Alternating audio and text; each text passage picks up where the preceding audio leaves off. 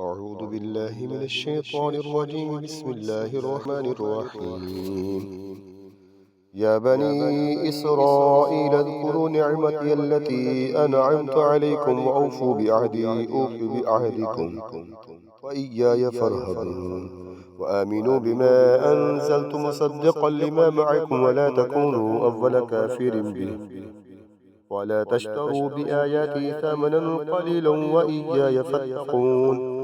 ولا تلبسوا الحق بالباطل وتكتموا الحق وأنتم تعلمون. وأقيموا الصلاة وآتوا الزكاة واركعوا مع الراكعين. أتأمرون الناس بالبر وتنسون أنفسكم وأنتم تتلون الكتاب أفلا تعقلون. واستعينوا بالصبر والصلاة وإنها لكبيرة إلا على الخاشعين الذين يظنون أنهم ملاقو ربهم وأنهم إليه